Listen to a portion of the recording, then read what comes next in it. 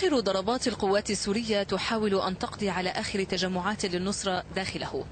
معركة السيطرة على مطار أبو الظهور العسكري أولى أهداف الحملة التي أطلقها الجيش السوري في ريف إدلب الشرقي تصل إلى خواتيمها مع السيطرة على كامل القرى الممتدة في محيط المطار الجنوبي والشرقي.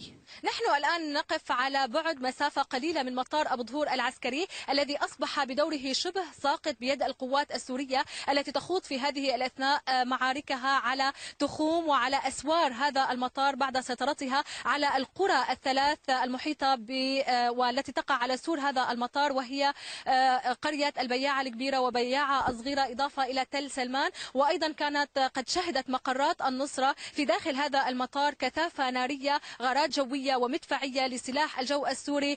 فالوصول إلى ثالث أكبر قاعدة جوية في سوريا بعد أكثر من 2.5 سنين على سيطرة النصرة عليها، والتي جاءت بعد حصار لحاميته لسنوات أخرى.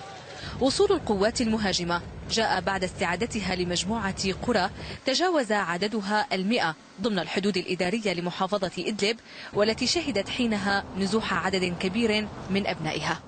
طبعا هذا الطريق اللي سالكينه حاليا نحن من سنجار بريف إدلب الجنوبي متجهين باتجاه مطار أبو الظهور العسكري. هذا الطريق له وقع خاص، ما بعرف هو حزم فرح حاليا عم اركبه انا، بس كون انه انا هذا من 5 سنوات الطريق اللي طلعته حزين على بلدي اللي هجرتني في جبهة النصرة، انا وخيي الشهيد الله يرحمه اولاد عمي وخيي الدكتور وبيي واخواتي واهلي.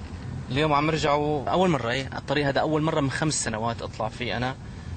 الاستعادة الوشيكة للمطار العسكري في أبو الظهور يعيد القوات السورية إلى السكة الصحيحة اتجاه الريف الجنوبي لحلب، حيث لم يعد يفصل القوات هنا عن تلك المرابطة في قرية أبو رويل سوى 13 كيلومترا، ما يطبق الحصار على المسلحين ضمن الجيب الممتد بين ريفي حلب الجنوبي وحما الشرقي، ويقطع صلاتهم بهؤلاء الذين أغلق الطوق عليهم أيضا ضمن مدينة إدلب ومحيطها.